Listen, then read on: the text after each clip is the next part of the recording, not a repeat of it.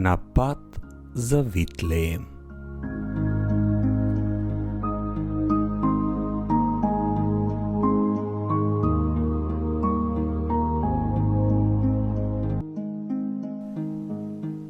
Како составен дел од христијанскиот живот се молитвите и богослужбите. Иако секојдневно молиме, на празници во недела одиме в црква, понекогаш и секој ден, но забележуваме дека во одредени моменти ни недостасува оној заеднички аспект, заедништвото. Одиме в црква барајќи нешто, барајќи да бидеме среќни, барајќи да оздравиме, барајќи од Бога да зборува со мене. А она што мора да го запомниме дека Бог зборува со секој од нас, и тоа на свој начин и во свое време. Одењето в црква за да излечете нешто од тоа, за да имате некоја лична, материјална или световна корист, може да биде погрешен пристап. Наместо тоа треба да размислуваме што денес јас направив за црквата, со што придонесов за поголема слава на Бога, со што придонесуваме кога се собираме како телото Христово. Дали доаѓаме в црква со гнев и лоши мисли во нашите глави? Дали намерно повредивме некого или сме зборувале лошо за некого? Како Исус Инџирот, овие елементи предизвикуваат слаби врски и за нас е важно да ги поправиме, вложувајќи напори во нашите души да го подобриме животот на нашето црковно семејство, а и животите на оние кои допрва треба да бидат запознати со убавината и богатството на нашата христијанска традиција. Затоа светата тајна покаяние е многу важна за нас.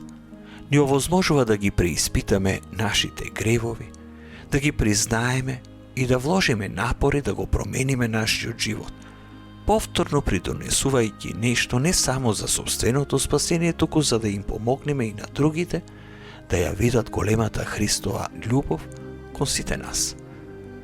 Постојано имаме можност да појдеме на света тајна покаяние, или како што уште ја нарекуваме исповед.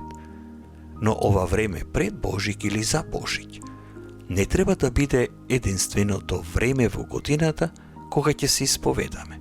Треба да го правиме тоа барем еднаш месечно, ако не и почесто. Да не ја сваќаме ова одговорност така лесноумно. Ќе се исповедам за Божик или Великден и доволно е. Повеќе немам потреба од исповед. Тоа е исто како да кажеш дека во наредните денови и месеци немаш потреба од Господ. Тоа е како да кажеш дека не си грешен, дека немаш потреба од простување на гревовите. А дали навистина си без грев? Преиспитај се добро. Како што се приближуваме до празникот Рождество Христово, дополнително да ги земеме и овие работи во предвид, имено да придонесеме најдобро што можеме за црквата и парохискиот живот.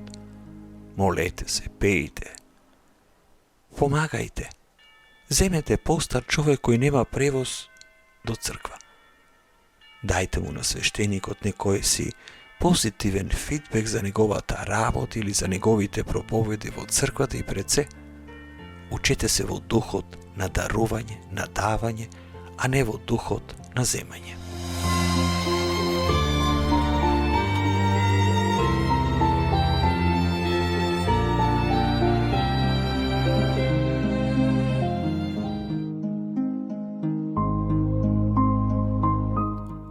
На пат за Витлеем.